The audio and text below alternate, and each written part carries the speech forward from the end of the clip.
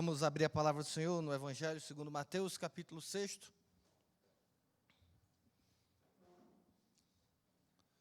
Nós vamos ler do versículo 5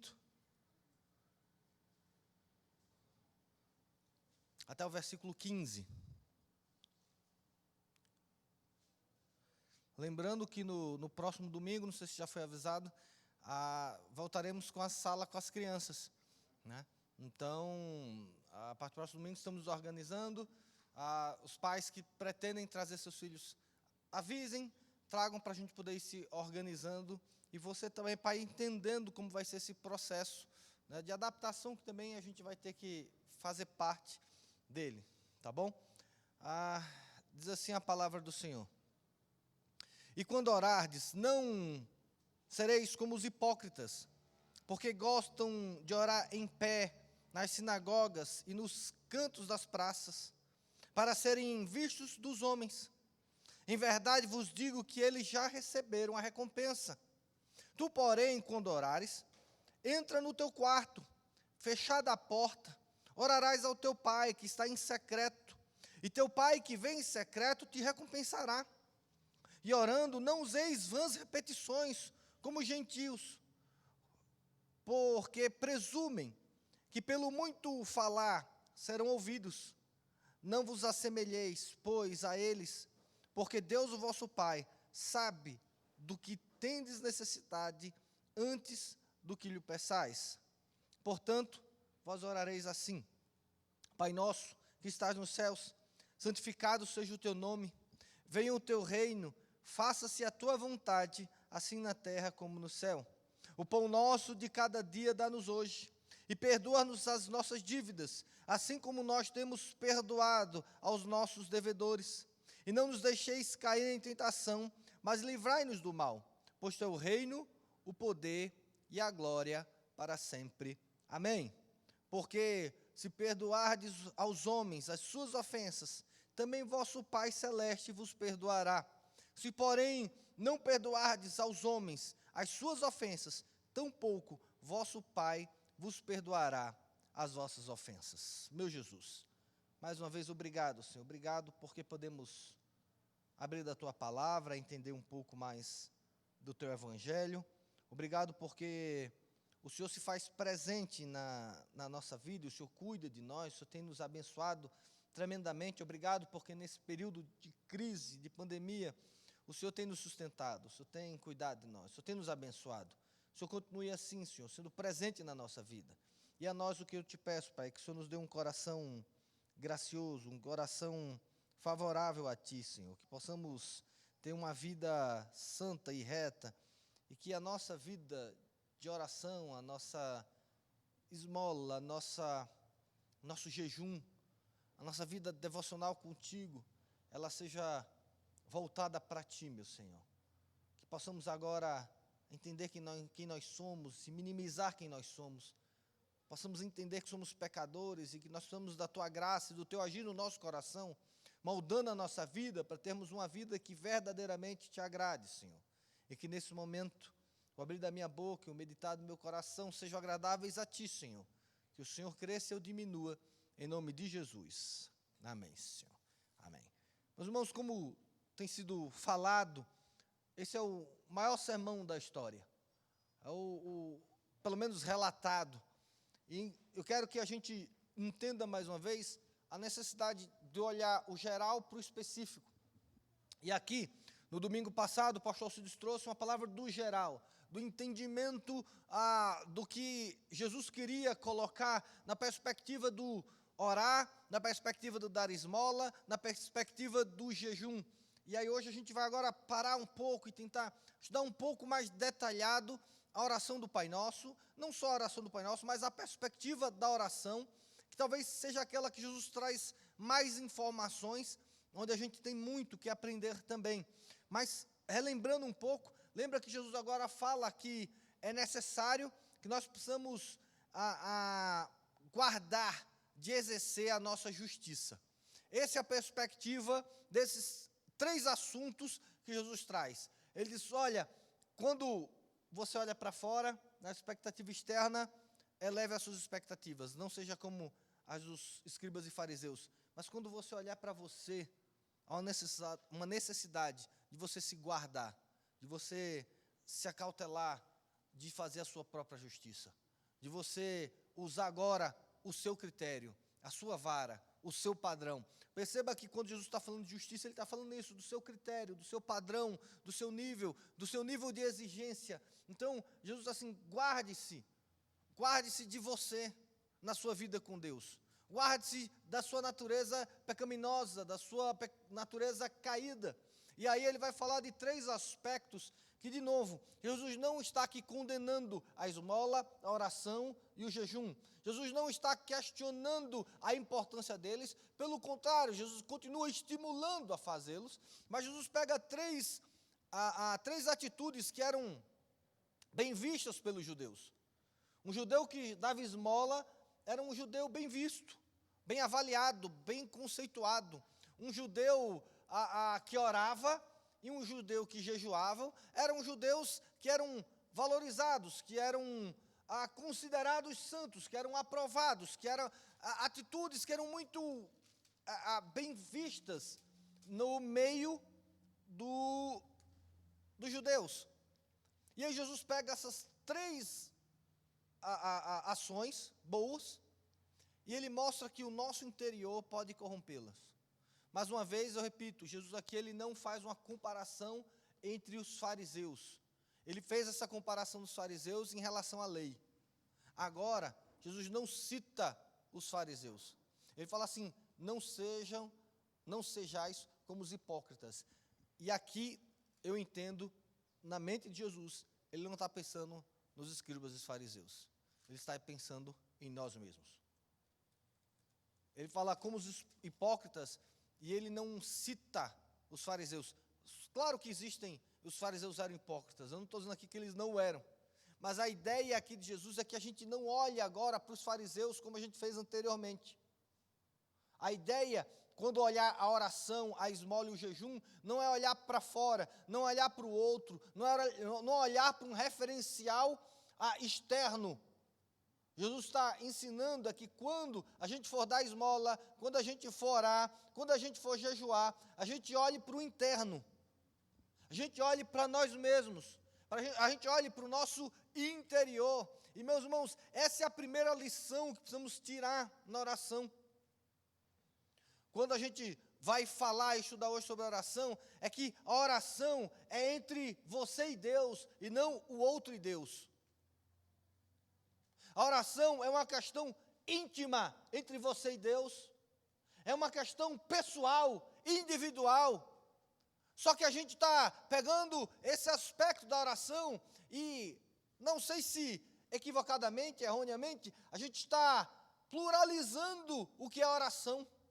A gente quer pegar uma igreja que ora e queremos determinar se a igreja ora ou não pela quantidade de gente na reunião de oração,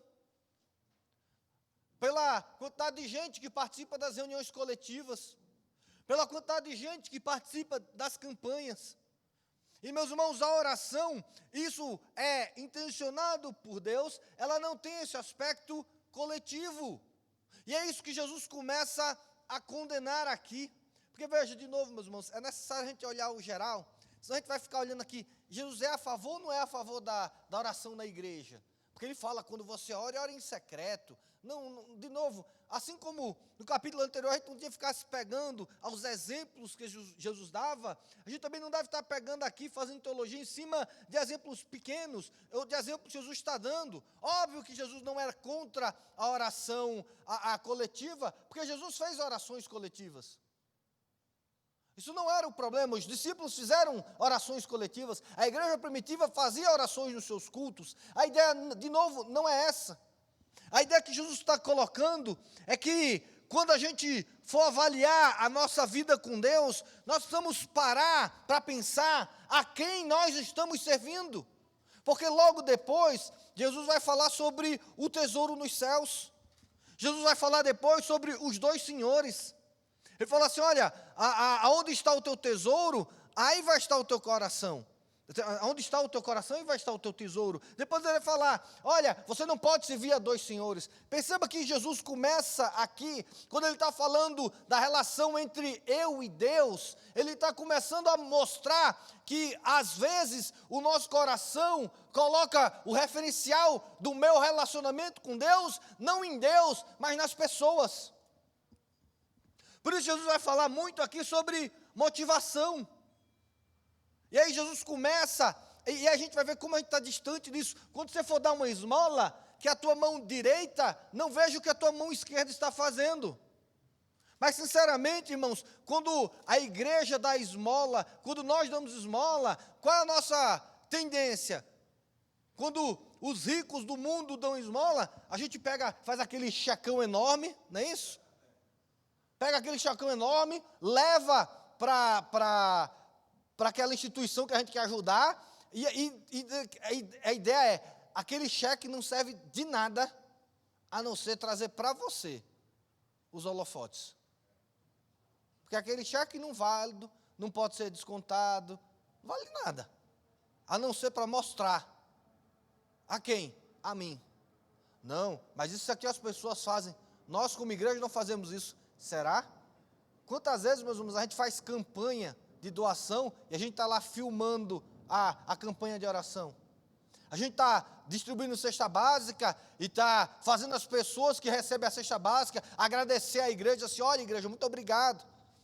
E a gente usa isso na perspectiva de que, não, mas isso vai estimular outras pessoas a darem. Mas irmãos, eu não sei vocês, eu nunca me senti estimulado a ver alguém constrangido agradecendo que recebeu uma cesta básica, a dizer assim, eu vou continuar dando a cesta básica. Porque, entenda, queridos, nós vivemos na geração do marketing.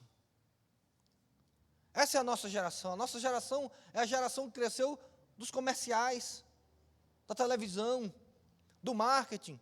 E a ideia do marketing é vender para você aquilo que você não precisa comprar. Você olha na televisão propaganda e você diz assim, olha, eu não preciso disso, mas agora eu quero isso. E a gente se acostumou a ser pessoas que são levadas, que são dirigidas pelo marketing. E deixa eu tentar explicar, quando eu estou falando pelo marketing, é pelo sentimento. É pelas emoções.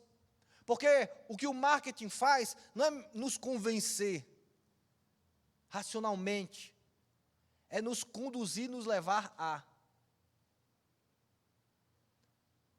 A ideia do marketing é como você já viu, né? Já viu como é foto de restaurante? A foto do prato do restaurante quase nunca, ou quase sempre, é diferente da que vem no prato.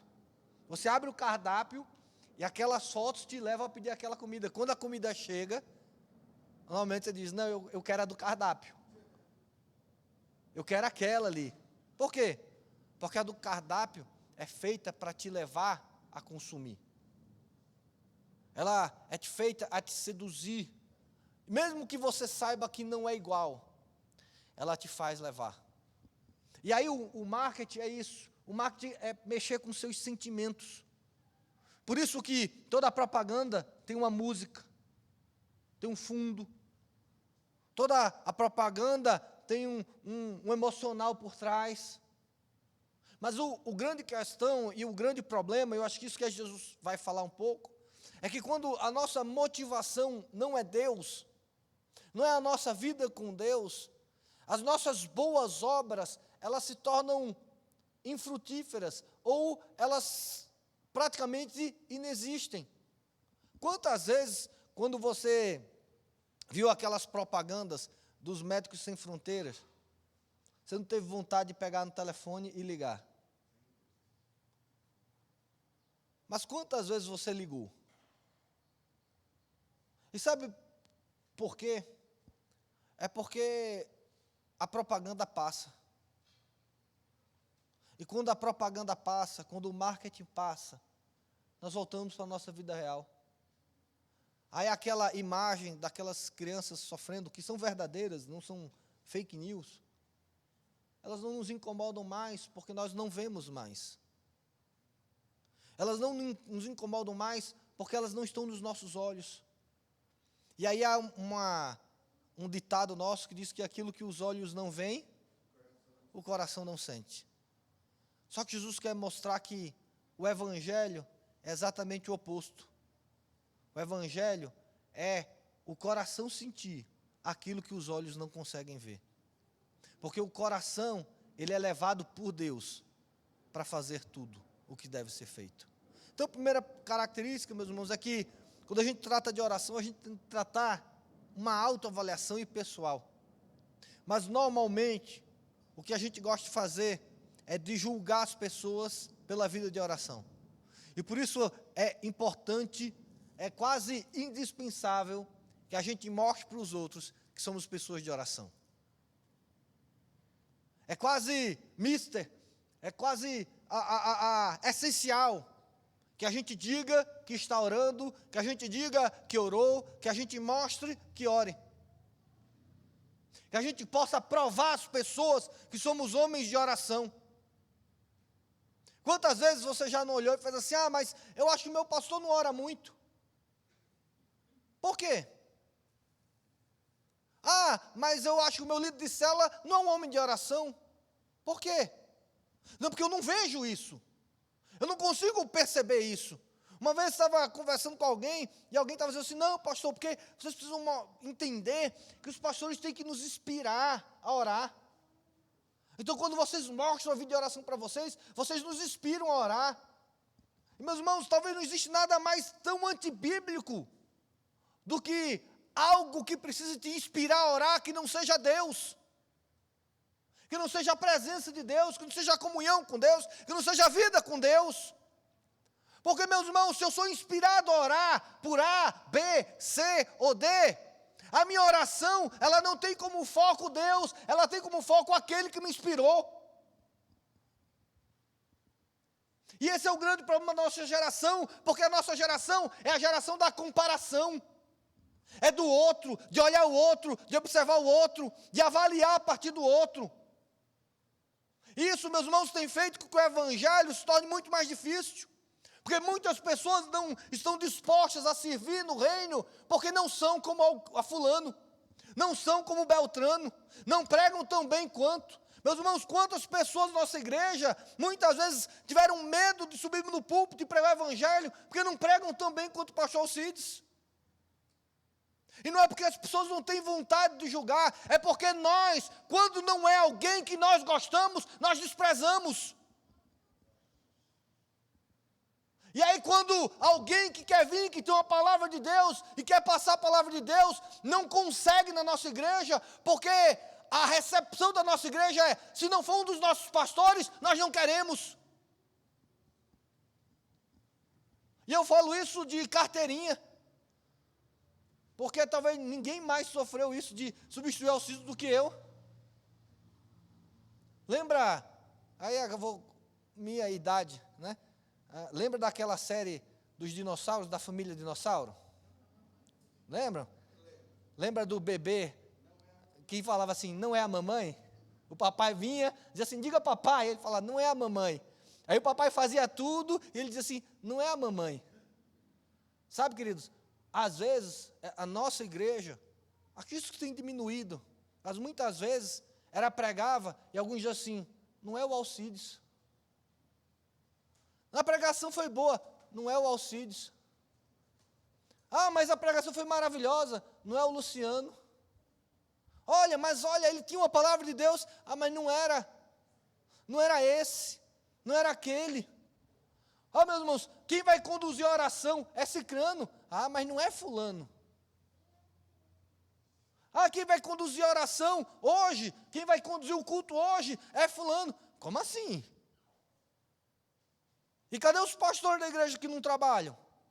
Olha, a reunião de oração, domingo, não vai ser ministrada pelo pastor, vai ser ministrada pelo presbítero.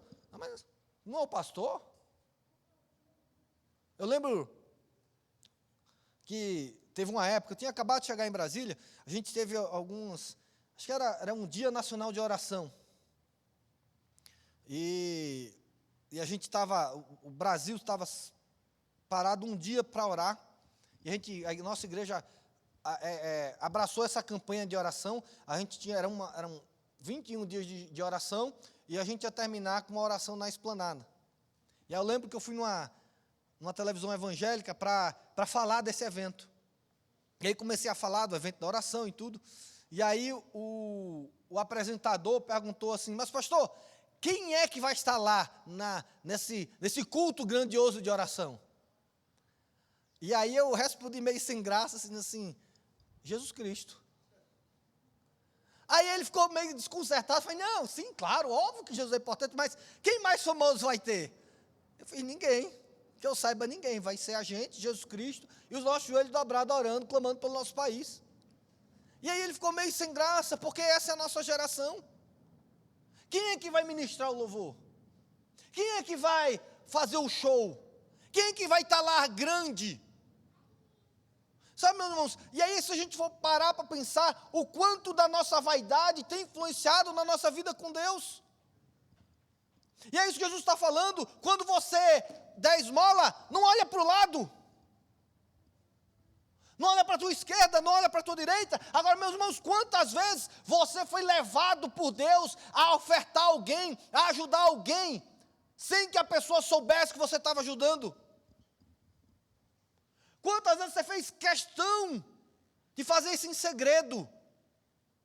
Meus irmãos, nós somos da geração que se você deu alguma oferta, a pessoa que recebeu a oferta é obrigado a te trazer um relatório. Olha, eu ajudei lá a dar umas cestas básicas. Não, pastor, não se preocupa não. Assim que a gente entregar as cestas básicas, a gente vai te mandar umas fotos para mostrar que foram entregues. Essa é a nossa geração.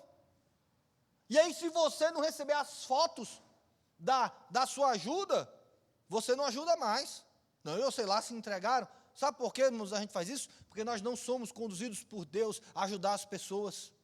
Porque se nós somos conduzidos por Deus a ajudar as pessoas, nós não nos interessamos se a pessoa vai fazer ou não. Veja, meus irmãos, se Deus me levou a dizer assim, olha, Nilo, Deus mandou te dar 3 cestas básicas, porque você vai distribuí-las, eu não sei como, eu vou confiar que Deus também vai colocar no coração do Nilo, aqui ele vai distribuir.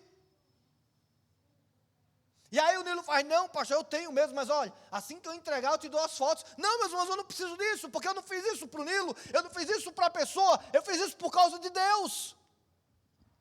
Não, pastor, não se preocupa não, na cesta básica vai vir o seu nomezinho escrito lá, tá certo? Para a família saber que foi você que deu.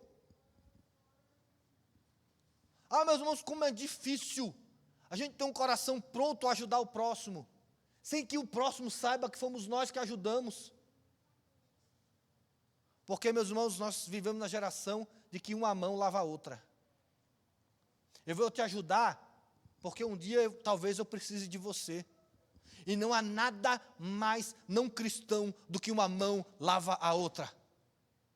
Nós não fazemos nada por interesse próprio. Nós não ajudamos o próximo por interesses mesquinhos e pessoais. Nós não ajudamos aqueles que podem nos ajudar. Nós fazemos aquilo que o Espírito Santo coloca no nosso coração para que o nome de Deus seja glorificado. Ah, meus irmãos, mas a pessoa precisa saber quem foi que deu. Não, diga que foi Deus. Não, a pessoa precisa dizer, agradecer a alguém. Manda agradecer a Deus. Mas sabe o que é, querido? Porque nós somos sedentos em cobrar aos outros os favores que nós fizemos na vida. Quando passamos por necessidade, tem aquela listinha nossa, quem eu já ajudei na vida. E aí, eu vou dizer, Gustavo, lembra aquele dia que você estava angustiado, triste, e eu fui lá, tomei café com você, ajudei você, aconselhei você, pronto, quem está precisando agora sou eu. Nilo, lembra daquele dia que você passou por dificuldade, eu fui lá, ajudei, agora quem está passando necessidade sou eu. Lembra do favor do que eu lhe fiz? Quantas vezes, meus irmãos, no Evangelho, a gente diz assim, para fulano eu não consigo dizer não. Porque ele já fez tanta coisa boa para mim. Ele já me ajudou tanto. Meus irmãos, quando sua mão direita fizer alguma coisa, que a sua mão esquerda não saiba. Como é difícil a gente ajudar e não querer o crédito para nós da nossa ajuda. Quantas vezes você já passou na cara de alguém uma ajuda que você fez para ele? Fazemos isso porque nós não temos feito por causa de Deus. E assim vem para a oração. A oração ela tem saído desse aspecto pessoal, individual, relacional com Deus, para um aspecto agora de marketing. Olha, eu preciso ver a igreja orando. Eu preciso perceber que a igreja ora. Sabe, meu medo é esse, a gente quer mais saber da resposta, as pessoas oraram ou não, do que realmente o que Deus vai fazer, ou nos relacionarmos com Deus. É interessante, queridos, que a Bíblia diz assim, quando você for orar, o que é que Jesus está falando? Manda para o grupo de WhatsApp para espalhar para todo mundo orando? Eu vou ficar quieto, você já fica tensa que eu estou andando. Às vezes, a nossa intenção, meus irmãos, é que nós paramos de orar para que os outros orem por nós.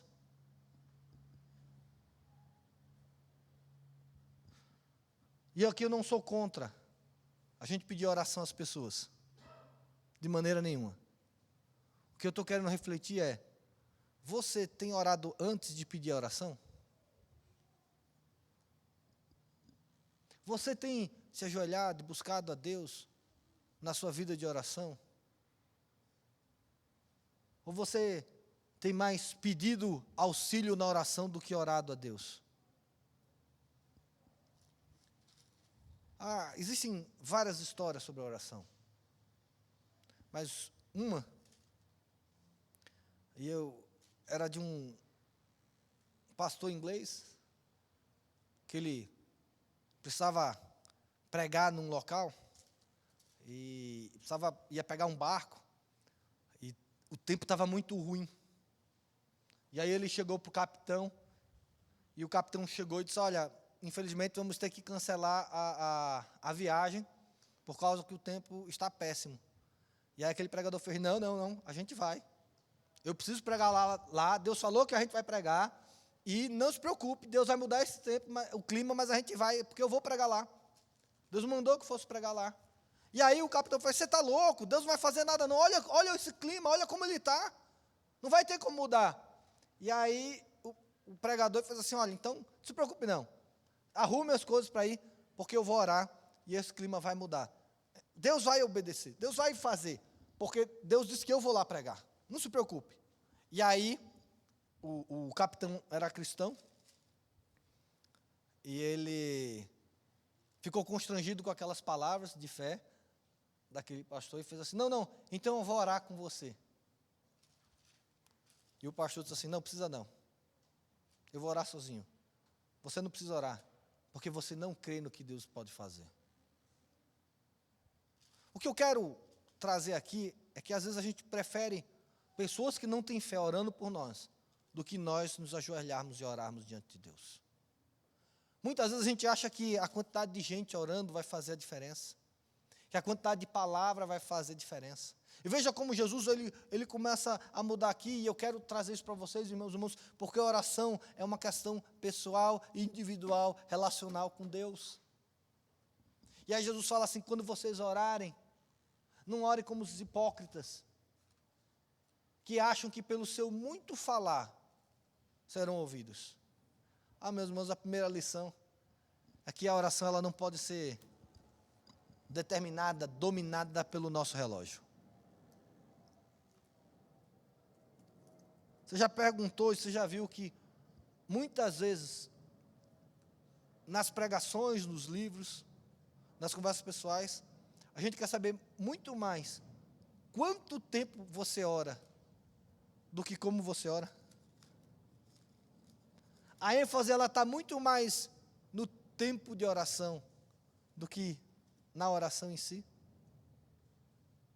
Quantas vezes já usei isso, várias vezes, o exemplo de Lutero, que dizia que orava 2 horas por dia, e dizia que quando o dia estava muito, ele orava 1 hora por dia, antes do dia começar, e ele dizia que quando o dia estava muito complicado, a agenda muito apertada, ele orava 2 horas. Quantas vezes a gente não fala disso? Quanto tempo você ora? Quanto tempo você tem disposto diante de Deus, como se o muito falar fosse diferenciado. Veja, as grandes orações da Bíblia, ou as grandes respostas da Bíblia, elas foram rapidíssimas. Quantas horas Josué orou para o sol parar? Você já parou para pensar nisso? Quantas horas de oração foram necessárias? Segundo a Bíblia, poucos segundos. Eliseu, quem é que ficou horas gritando, pedindo para ver se Deus ia responder ou não? Foi Eliseu? Desculpa, foi Elias? Ou foram os profetas de Baal, que ficaram lá, rodando, e gritando, e se cortando, e falando, e disso, e o profeta só olhando. E aí o profeta começava a zombar. Grita mais alto, fala mais alto, se corta mais, gasta mais tempo. Quem sabe aí Deus não está te ouvindo? Veja, queridos, nossas orações são muito mais parecidas com aqueles profetas de Baal do que a do profeta. Somos muito mais ritualistas nas orações. Não, eu vou orar até Deus dizer sim. Eu vou ficar aqui até... E a gente usa o profeta que diz que vou subir na torre até Deus falar. Veja, a gente não ora até Deus falar, a gente ora até Deus nos ouvir. A ideia nossa é essa, vamos ficar falando aqui até Deus nos ouvir.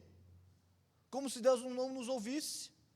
Porque achamos que pelo muito falar, temos a oração escravizada pelo relógio, pelo tempo. Quanto tempo você orou? Olha, eu oro 15 minutos com Deus. Bom, bom. E você? Não, eu oro 30. Olha, 30 minutos por dia. Nossa, você tem muito assunto com Deus, né? De repente, dependendo do seu assunto com Deus, Deus não se agrada desse assunto. Olha o que Jesus fala. Não sejam como os hipócritas, porque eles acham que pelo muito falar, serão ouvidos. Ah, meus irmãos, como a gente tem uma visão equivocada de quem Deus é. Você acha que Deus não tem os ouvidos voltados para você? Você acha que se você não gritar muito na oração, Deus não vai te ouvir? Você acha que se você não orar 1 hora, os ouvidos de Deus não vão estar atentos para você? Ah, meus irmãos, a oração não é um convencimento a Deus, mas é um convite, é um deleite a Deus. Jesus fala, olha...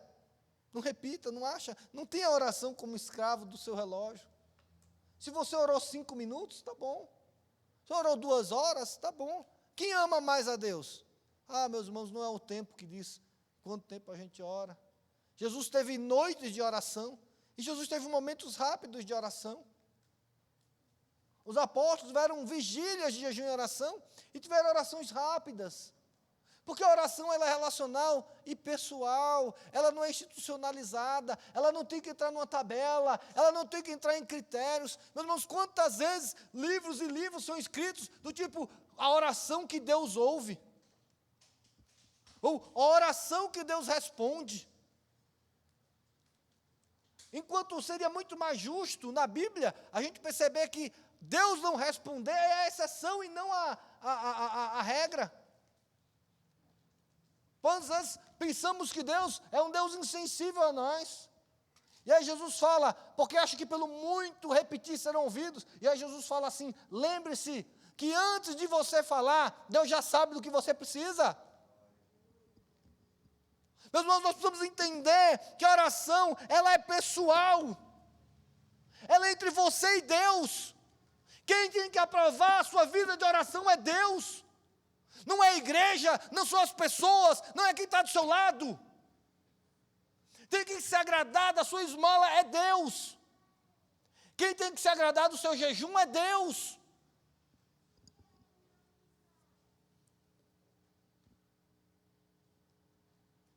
Ah, meus irmãos, como estamos distantes dessa motivação.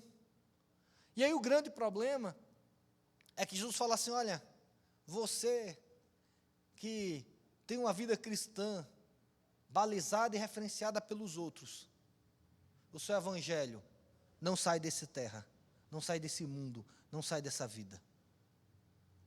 E esse é o nosso grande problema, é que o nosso referencial para o evangelho virou esse mundo e essa geração, e as pessoas que estão ao nosso redor.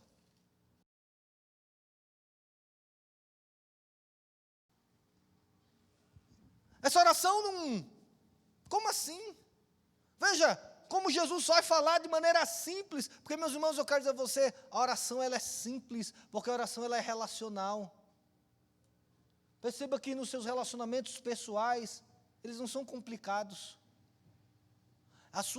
Seu linguajar no diálogo pessoal, não um linguajar rebuscado. E aí Jesus ensina uma oração extremamente simples. Mas entenda que quando ele começa a fazer essa oração, ele quer dizer que a oração tem um alvo e somente um alvo, e esse alvo tem que ser Deus. Meus irmãos, de pouco adianta ser aprovado pelos homens e não ser aprovado por Deus. De nada adianta, ou de quase nada adianta, ser louvados pelos homens e não ser louvado por Deus. Cuidado para que na sua vida pessoal com Deus, você não tenha sempre o outro como referencial e não Deus. Veja, Jesus usou exemplos como oração, como jejum, como dar esmolas, mas talvez hoje a gente possa usar um exemplo, quando, por exemplo, na nossa adoração, no nosso louvor. Quando você for louvar,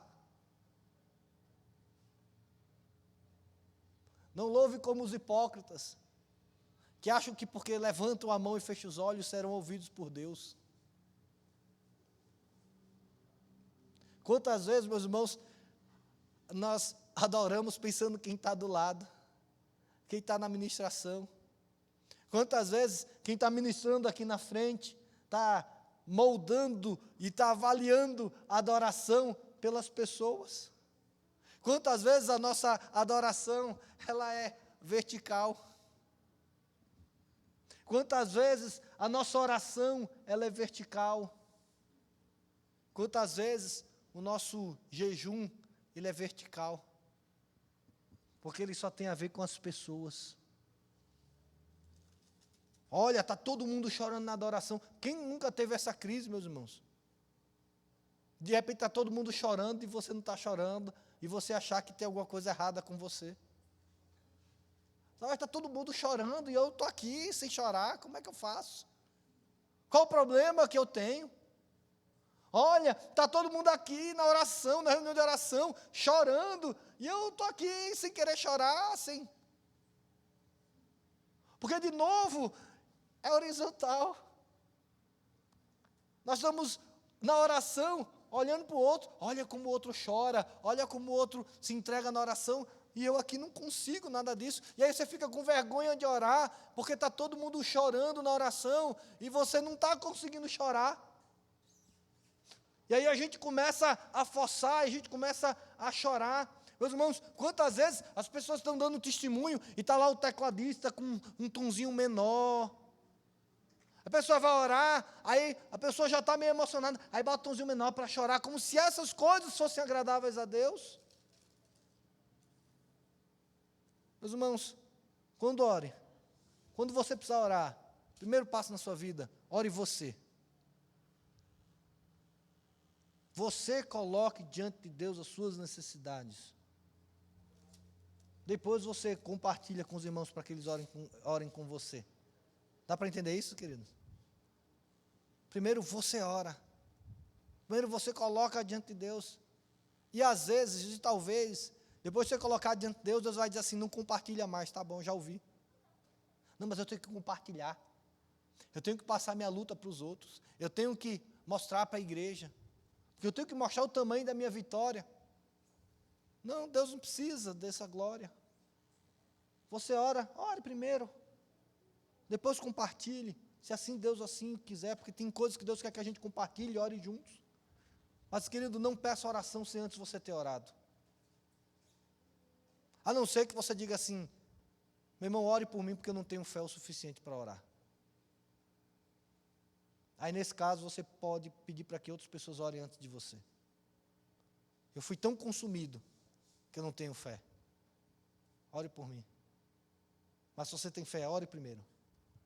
E se assim Deus permitir, compartilhe esse pedido de oração. Porque a oração é pessoal.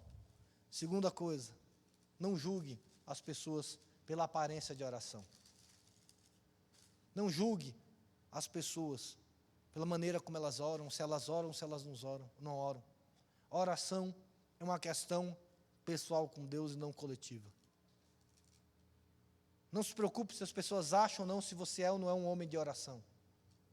Se preocupe se Deus acha que você é ou não um homem de oração. Não se preocupe o que as pessoas vão achar da sua oração. Se preocupe em que Deus está achando da sua oração. Não é incomum quando a gente orar, até o tom de voz a gente muda. Tem pessoas que oram, que o linguajar na oração é totalmente diferente do linguajar do cotidiano. E a gente faz isso porque a gente está orando para as pessoas. Veja a distância que existe entre a sua oração particular e a sua oração coletiva. Óbvio que na oração particular você vai abrir mais seu coração, você vai chorar mais, talvez. Mas cuidado para que a sua oração coletiva não seja tão diferente, que na verdade você está orando para as pessoas. E pensando o que é que as pessoas vão achar. O que é que as pessoas vão falar. E sabe por que a gente pensa nisso? Porque a gente tem julgado as orações das pessoas. A gente tem julgado a espiritualidade das pessoas pela maneira como elas oram, pelas maneiras como elas jejuam, e a gente não tem usado pelo critério que Deus tem usado da espiritualidade. Meu irmão, você quer saber se alguém é ou não é um homem de oração? Pergunte a Deus, não olhe para ele. Se você olhar para aquela pessoa e você conseguir perceber, apenas você olhando que ela é uma pessoa de oração, desconfie. É isso que Jesus está falando. Desconfie.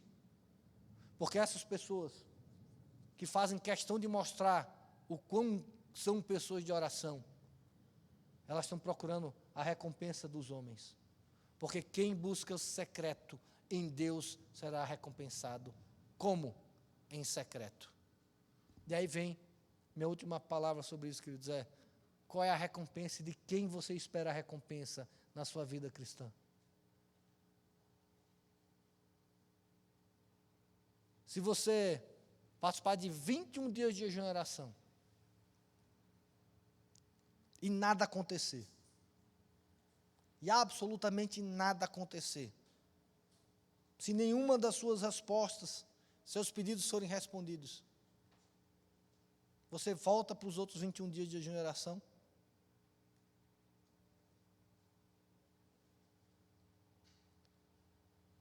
Por que eu estou falando disso? É que Jesus não fala assim, jejue e vai receber. Ele fala assim, jejue, porque o Pai em secreto vai te recompensar. Deixa eu falar para você, toda vez que você jejua, Deus te recompensa. Não existe jejum que não é visto por Deus, que não é recompensado por Deus, a não ser esse, que é para se mostrar para as pessoas. Eu fiz para me parecer para as pessoas, então as pessoas vão me reconhecer, e esse Deus não se agrada. Não existe oração que Deus não ouça e não recompense, que seja feita a Ele. Mas eu orei e Deus não respondeu sim, ok. Mas essa oração não significa que Deus não ouviu, não significa que Deus não se importa, significa que Deus vai te recompensar essa oração mudando o teu coração. E por isso o Pai Nosso, ele é extremamente simples, porque ele começa a dizer assim, Pai Nosso, oração é um relacionamento entre você e o Pai. E só quero que você entenda isso, era um escândalo Jesus começa uma oração dizendo assim, Pai. Jesus ensina aos seus discípulos, porque ninguém usava essa expressão Pai, se referindo a Deus em Israel. Em Israel era o Senhor, era o Deus Todo-Poderoso. E Jesus ensina que a oração é para o Pai. É entre você e Deus, entre seu Pai. E Ele quer em secreto, e em secreto Ele te recompensará. Mas as pessoas não vão perceber que eu sou um homem de oração. Não se preocupe, querido. O Evangelho não é para as pessoas, o Evangelho é para Deus. Mas eu vou ajudar aquele irmão, e aquele irmão nunca vai saber que fui eu. Não, mas Deus vai saber que foi você, e Deus vai te recompensar. Não, mas eu vou jejuar e a igreja não vai saber. Não, não vai saber. E Deus vai te abençoar e Deus vai te recompensar. Se você espera recompensas nesse mundo, você vai ter as recompensas nesse mundo. Se você quer mostrar para as pessoas que você é um homem de oração, você vai ser reconhecido pelas pessoas como um homem de oração. Se você quer ser reconhecido pelas pessoas como uma pessoa caridosa, você vai ser reconhecido pelas pessoas como uma pessoa caridosa.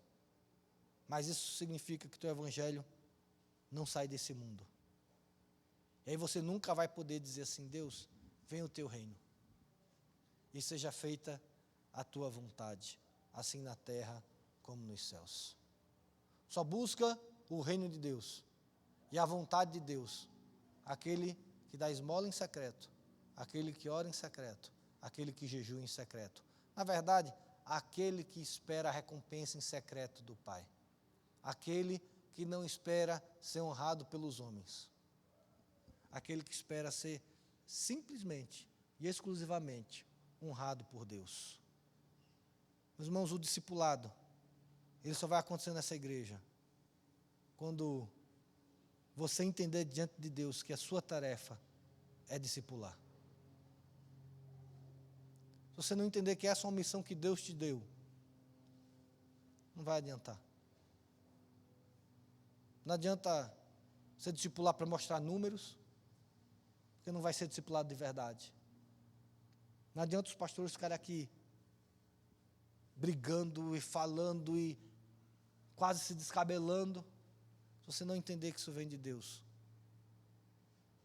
Se você não entender que o seu cristianismo tem que ser horizontal e exclusivamente entre você e Deus. Pelo que Deus manda, pelo que Deus fala, pelo que Deus ensina. E não para se mostrar aos outros. Não para ser reconhecido pelos outros. Se Deus não for o teu referencial, o nosso evangelho nunca vai chegar aos céus. Porque vai ser um evangelho apenas para esse mundo. E aí o que vamos esperar são recompensas para esse mundo. E não tem nada mais frustrante no evangelho do que uma fé que acaba com esse mundo, ou que fica nesse mundo, ou que se limita apenas a essa vida. Quando nós olhamos essa horizontal de Jesus no Sermão do Monte, principalmente na oração, Jesus nos ensina isso. O evangelho é Deus sendo o foco da nossa caminhada e existência. É Deus sendo a única, não a maior, a única motivação para eu fazer o que eu devo fazer. E é dele a quem eu tenho que esperar a única recompensa. Quando eu oro por alguém, quando eu ajudo alguém, quando eu jejuo por alguém, eu faço isso por causa de Deus. E não espero resposta e recompensa das pessoas. Não quero os aplausos dos homens. Lembra disso? Jesus não foi... É interessante isso. Jesus não era considerado um homem de oração. Mas aqueles que conseguiram ver Jesus orando, disseram assim: ensina-nos a orar, Senhor. Mas ele não era reconhecido pelas pessoas ao seu redor. Porque Jesus orava buscando a Deus e não as pessoas. E o apóstolo Paulo, eu termino essa reflexão dessa manhã dizendo isso. O apóstolo Paulo diz isso: se a nossa fé se limita apenas a essa vida, nós somos os mais infelizes de todos os homens.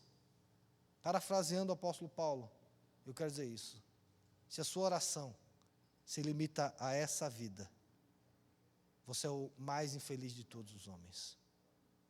Se o seu jejum se limita apenas a essa vida, você é o mais infeliz de todos os homens. Se a sua esmola é apenas até essa vida, você é o mais infeliz de todos os homens. Mas quando a sua oração, ela é entre você e Deus, ela toca a eternidade, e o reino de Deus vai ser presente na sua vida. Quando o seu jejum é entre você e Deus, você toca na eternidade, e o reino de Deus vai descer sobre a sua vida. Se a sua esmola é entre você e Deus, você toca a eternidade, e o reino de Deus vai vir sobre a sua vida. Não tem como o reino de Deus vir nessa geração, se nós não fizermos tudo apenas e por causa do nosso Deus. Que o Senhor Jesus aplique a sua palavra ao nosso coração. Que a nossa oração seja essa oração do Pai Nosso, que é simples e é voltada para Deus e somente para Deus. Que a sua oração seja somente voltada para Deus, exclusivamente voltada para Deus. Você não se importe se as pessoas te acham ou não te acham uma pessoa de oração. Que você seja aprovado por Deus na sua vida de oração. Que você tenha muito bom e muito bem de Deus na sua vida de oração. Que a sua vida de oração seja íntima. E por último, não julgue as pessoas. Não se preocupe com as outras pessoas. Não compare com as outras pessoas. Porque o nosso referencial é Deus. Ah, mas ele não prega como? Ele não ora como? Ele não ensina como? Ele não jejua como? Isso não te cabe a julgar. Oração, jejum e esmola não é para avaliar o outro. Não é para você identificar quem é hipócrita. É para você se autoavaliar. Não se preocupe com a minha vida de oração. Não avalie a minha vida de oração. Deus está fazendo isso. Se preocupe com a sua vida de oração e avalie a sua vida de oração. Porque se nós fizermos isso e todos nós orarmos, a nossa igreja será, aí sim, uma igreja de oração. E aí, as nossas reuniões de oração vão ser totalmente diferentes. Nossos 21 dias de jejum e oração vão ser totalmente diferentes. Porque a nossa oração coletiva, ela é norteada pela nossa oração individual. Que assim seja na nossa vida, em nome de Jesus.